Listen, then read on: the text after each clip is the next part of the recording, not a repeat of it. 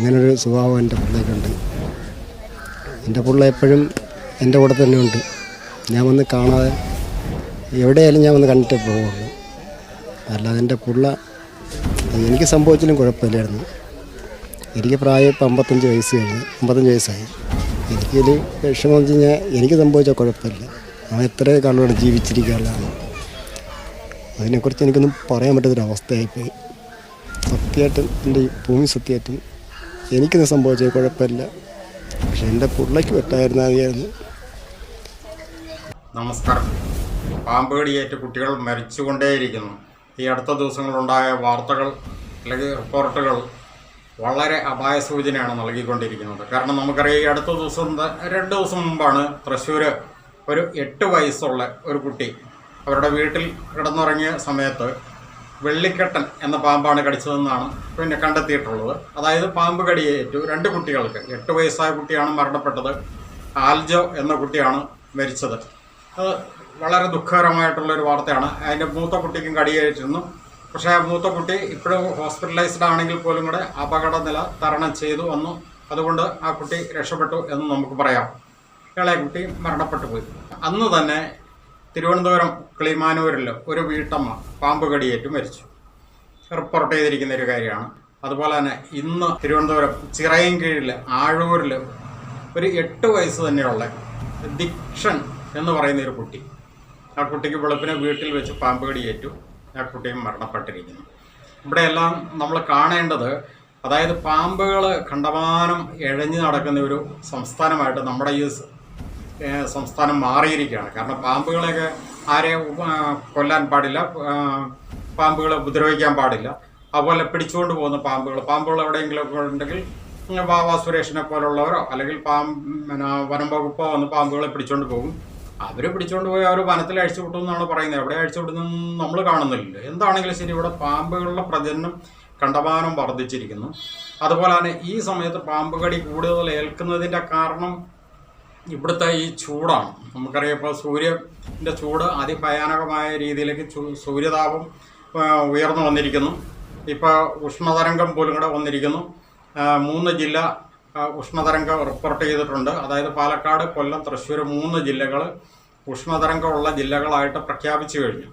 അപ്പോൾ ഈ ചൂടിൻ്റെ ഒരു ആധിക്യം കൊണ്ട് പാമ്പുകൾ ആണെങ്കിലും മറ്റ് പല ജീവികളും സ്വാഭാവികമായിട്ട് തണുപ്പ് തേടി വരുന്നൊരു ഘട്ടത്തിലാണ് ശരിക്കും ഈ ഇഴജന്തുക്കൾ, പ്രത്യേകിച്ച് പാമ്പുകൾ വീടുകളിലേക്ക് കയറി വരുന്നത്. കാരണം സുരക്ഷിതത്വം കുറഞ്ഞ വീടുകൾ, സുരക്ഷിതത്വം കൂടുതലുള്ള വീടുകളിൽ പിന്നെ സ്വാഭാവികമായിട്ട് പാമ്പുകൾക്ക് കടന്നുകൂടാനുള്ള ബുദ്ധിമുട്ട് കൂടുതലുള്ളതുകൊണ്ട് അപകടം കുറവ് എന്ന് മാത്രമേ പറയാൻ പറ്റുള്ളൂ. പക്ഷേ എത്ര വലിയ ഭവനങ്ങളിൽ പാമ്പുകൾക്ക് നുഴഞ്ഞു കയറാൻ എവിടെയെങ്കിലുമൊക്കെ ഗ്യാപ്പുകൾ ഉണ്ടാവാം. അപ്പോൾ സാധാരണക്കാരെ സംബന്ധിച്ച്, അതായത് അതിദാരിദ്ര്യം ഇല്ലാത്ത സംസ്ഥാനം എന്നൊക്കെയാണ് പറഞ്ഞിരിക്കുന്നത്. ഇന്നിപ്പോൾ ശരിക്കും പറഞ്ഞു കഴിഞ്ഞാൽ തിരുവനന്തപുരം ചിറയൻകീഴിലെ ആ കുട്ടി മരിച്ച ആ വീടിൻ്റെ അവസ്ഥയൊക്കെ കണ്ടു കഴിഞ്ഞാൽ ഈ സംസ്ഥാനമാണോ ഈ അതിദാരിദ്ര്യം ഇല്ലാത്ത സംസ്ഥാനം എന്ന് നമ്മൾ ഓർത്തു പോകും. ആ രീതിയിലാണ്. ആ കുട്ടിയുടെ വീട് മാത്രമല്ല, വേറെ ചില വീടുകളിലൊക്കെ, അതായത് പാമ്പുകളുള്ള ഈ കഴിഞ്ഞ ദിവസം മരണപ്പെട്ട ആ വീട്ടമ്മയുടെ വീടൊക്കെ അതിൻ്റെ വീഡിയോസൊക്കെ കണ്ടു കഴിയുമ്പോൾ ശരിക്കും പറഞ്ഞാൽ ഇതാണ് ഈ സംസ്ഥാനത്ത് ഈ അതിദാരിദ്ര്യം ഇല്ലാത്ത സംസ്ഥാനം എന്ന് നമ്മൾ ചോദിച്ചു പോകുന്ന ഒരു ചോദ്യമാണ്. അതായത് ദുരന്തങ്ങളിൽ ആർമാദിക്കുന്ന ഒരു സംവിധാനമാണ് ഇപ്പോൾ നമ്മളെ നയിക്കുന്നത് എന്ന് പോലും കൂടെ ചിന്തിച്ചു കഴിഞ്ഞാൽ അത് പൊതുസമൂഹത്തെ അങ്ങനെ കുറ്റം പറയാൻ പറ്റില്ല. ആ രീതിയിലേക്കാണ്. കാരണം എന്താണെന്ന് ചോദിച്ചു കഴിഞ്ഞാൽ ഇതിൻ്റെ എല്ലാം പിന്നിൽ വൻ മാഫിയകൾ. നമുക്കറിയാം, ഈ തെരുവുനായ ശല്യത്തെപ്പറ്റി പല പ്രാവശ്യം ഇവിടെ പൊതുസമൂഹം ഏറ്റവും ശക്തമായിട്ട് വാദിക്കുന്നതും ആ കാര്യങ്ങൾ പൊതുസമൂഹത്തിൻ്റെ ഭാഗമായിട്ട് നിന്നുകൊണ്ട് തന്നെ എല്ലാ മാധ്യമങ്ങളും തന്നെ റിപ്പോർട്ട് ചെയ്യുന്ന ഒരു കാര്യം തന്നെയാണ്. അതായത് റാബിക് വാക്സിൻ എത്ര ശതകോടികളുടെ ബിസിനസ്സാണ് അതിനകത്ത് നടക്കുന്നത്. അതുപോലെ തന്നെ ഇതിനകത്ത് തന്നെ ഈ ആൻറ്റിവനം, പാമ്പ് കടിച്ചു കഴിഞ്ഞാൽ കൊടുക്കുന്ന ഇഞ്ചക്ഷൻ ആൻറ്റിവനം, അതും ഇതുപോലെ തന്നെ കോടികളുടെ ബിസിനസ്സാണ്. അപ്പോൾ ഇതിനൊക്കെ വേണ്ടിയിട്ട് തന്നെ ഒരു വൻപൻ ലോബി പ്രവർത്തിക്കുന്നതിൻ്റെ ഒരു ഭാഗമായിട്ട് കൂടി ഇതിനകത്തൊക്കെ കാണിക്കുന്ന ഉദാസീനത, അതായത് ഇങ്ങനെ കുറേ പാമ്പ് കടിയായിട്ട് കുറേ മനുഷ്യൻ മരിക്കുകയോ അല്ലെ പാമ്പ് കടിയൊക്കെ ഏൽക്കുകയോ ചെയ്യുന്ന സാഹചര്യത്തിലാണല്ലോ ആൻറ്റിവനത്തിന് ആവശ്യമുള്ളൂ. അപ്പോൾ അങ്ങനെ വരുമ്പോൾ ഈ ആൻറ്റിവനം വാങ്ങുക, അത് സർക്കാരിൻ്റെ ഒരു അജണ്ടയാണ്. അത് വമ്പൻ കോടികളിലെ ഒരു ബിസിനസ്സാണ്. അതിനേക്കാളും വമ്പൻ കോടികളാണ് ശരിക്കും പറഞ്ഞാൽ റാബിക് വാക്സിൻ, അതായത് തെരുവുനായ്ക്ക് വേണ്ടിയിട്ട് കൊടുക്കുന്ന പേപ്പട്ടി പ്രതിരോധ വാക്സിൻ. അപ്പോൾ ഇതെന്നൊക്കെ പറഞ്ഞു കഴിഞ്ഞാൽ വമ്പൻ മാഫിയയുടെ ഒരു ബിസിനസ്സാണ്. അപ്പോൾ ഇതിലൊക്കെ ഈ സർക്കാരിൻ്റെ ഒരു ഉദാസീനത, അതാണ് നമ്മളിവിടെ എടുത്ത് കാണേണ്ട ഒരു കാര്യം. ഇപ്പോൾ പലരും ചോദിക്കുമായിരിക്കും, ഈ വീഡിയോ കേട്ടിട്ട് ഇതിൻ്റെ അടിയിൽ വന്ന് ചിലപ്പോൾ കമൻറ്റ് ചെയ്യുമായിരിക്കും, പാമ്പ് കടിക്കുന്നതിനൊക്കെ സർക്കാരാണോ കുറ്റക്കാർ, അല്ലെ ഓരോ വീട്ടിലും പാമ്പ് കയറുന്നുണ്ടോ ഇല്ലയോ എന്നൊക്കെ സർക്കാരിന് ഒന്ന് നോക്കാൻ പറ്റുമോ എന്നൊക്കെ. അപ്പോൾ അതൊന്നും സർക്കാരിന് ചെയ്യാൻ പറ്റില്ല. പക്ഷേ സർക്കാരിന് ചെയ്യാവുന്ന കുറേ അധികം കാര്യങ്ങളുണ്ട്. ആ കാര്യങ്ങളിൽ സർക്കാർ ചെയ്യുന്നില്ല എന്നുള്ളതാണ് നമ്മളിവിടെ പറഞ്ഞു വരുന്നത്. കാരണം ഇതുപോലെ പാമ്പുകൾ പെറ്റുപെരുകുമ്പോൾ നമുക്കറിയാം, തൃശ്ശൂരിൽ കഴിഞ്ഞ ദിവസം 2 ദിവസം മുമ്പ് മരിച്ച ആ കുട്ടിയെന്ന് പറഞ്ഞു കഴിഞ്ഞാൽ ആൽജോ എന്ന് പറയുന്ന 8 വയസ്സുള്ള കുട്ടിയാണ്. വെള്ളിക്കെട്ടൻ എന്ന് പറഞ്ഞൊരു പാമ്പാണ് കടിച്ചത്. കാരണം ഹോസ്പിറ്റലിൽ ചെന്ന് കഴിഞ്ഞപ്പോഴാണ് ഇത് ഭക്ഷ്യവിഷബാധ ആണെന്നുള്ളത് വീട്ടുകാർ പറഞ്ഞിരുന്നെങ്കിൽ പോലും അവരുടെ ധാരണ അങ്ങനെയായിരുന്നു. പക്ഷേ ഹോസ്പിറ്റലിൽ ചെന്ന് കഴിഞ്ഞപ്പോൾ ഡോക്ടറാണ് പരിശോധിച്ചതിന് ശേഷം പറഞ്ഞത് ഇല്ല, ഇത് സ്നേക്ക് പോയിസൺ ആവാനാണ് സാധ്യത എന്ന് പറഞ്ഞ് അങ്ങനെ വീട്ടിൽ വന്ന് പരിശോധിച്ച് കഴിഞ്ഞപ്പോഴാണ് വെള്ളിക്കെട്ടൻ എന്ന പാമ്പ്, വളരെ ചെറിയൊരു കുഞ്ഞാണ് പാമ്പിൻ്റെ. പക്ഷേ ഈ വെള്ളിക്കെട്ടൻ എന്ന പാമ്പിന് അതുപോലെ ഘോര വിഷമുള്ളതാണ്. അതുപോലെ അണലിയുടെ കുഞ്ഞുങ്ങൾ, അണലി കുഞ്ഞുങ്ങളെന്നൊക്കെ പറഞ്ഞു കഴിഞ്ഞാൽ പ്രസവിച്ച് വീണ ആ നിമിഷം കടിച്ചു കഴിഞ്ഞാൽ പോലും കൂടെ ഒരു മനുഷ്യന് മരിക്കാനായിട്ടുള്ള വിഷം ആ അണലി കുഞ്ഞുങ്ങളിൽ ഉണ്ട് എന്നാണ് പറയപ്പെടുന്നത്. ഒരു അണലി പ്രസവിക്കുമ്പോൾ പോലും കൂടെ ഏകദേശം 30 കുഞ്ഞുങ്ങൾ 40 കുഞ്ഞുങ്ങൾ വരെയൊക്കെ ഉണ്ടാവാറുണ്ടെന്നും പറയപ്പെടുന്നുണ്ട്.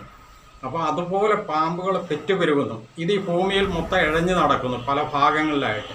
ഇതുപോലെ ചൂട് കൂടി കഴിയുമ്പോഴത്തേക്കും ആ ജീവികൾ, അതൊരു ജീവിയാണ്, ആ ജീവിയുടെ ജീവൻ്റെ സംരക്ഷണത്തിന് വേണ്ടിയിട്ട് തണുപ്പുള്ള മേഖലകളിലേക്ക് അല്ലെങ്കിൽ ചൂട് കുറവുള്ള മേഖലകളിലേക്ക് ആ ജന്തുക്കളെ ഇഴഞ്ഞു വരുന്നു. അങ്ങനെയാണ് മിക്കവാറും ഭവനങ്ങളിലൊക്കെ ഈ പാമ്പുകൾ കയറിക്കൂടാനുള്ള കാരണങ്ങളുണ്ടാകുന്നത്.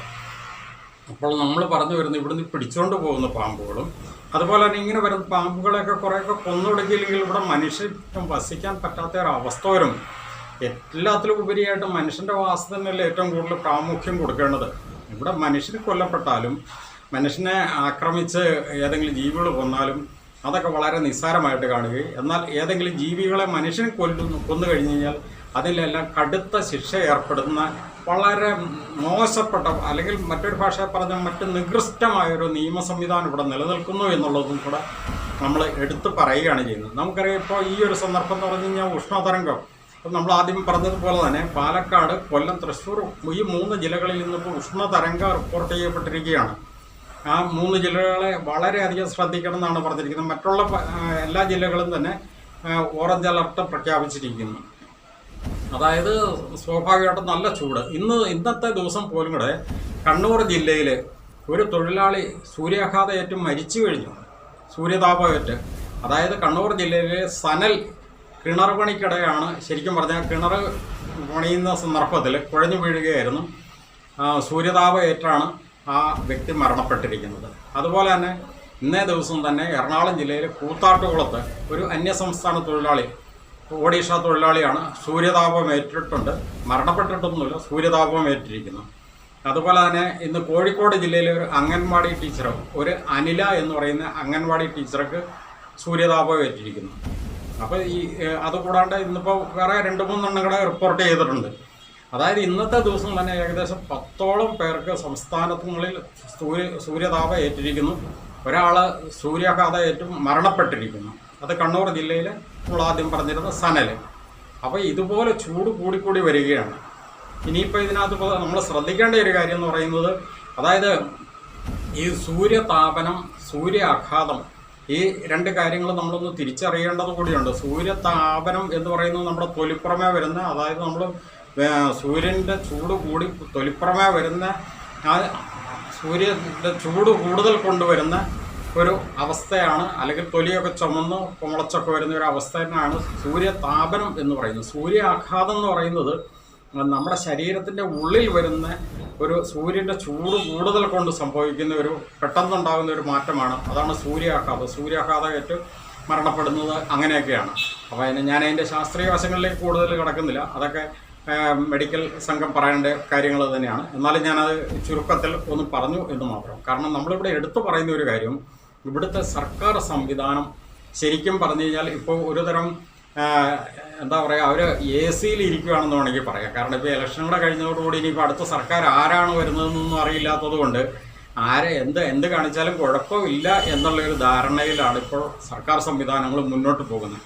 അതിൻ്റെ ഒരു ഉദാസീനത ഇപ്പോൾ ശരിക്കും ഈ സമൂഹത്തിൽ ഇപ്പോൾ നിഴലിച്ച് കാണുന്നുണ്ട്.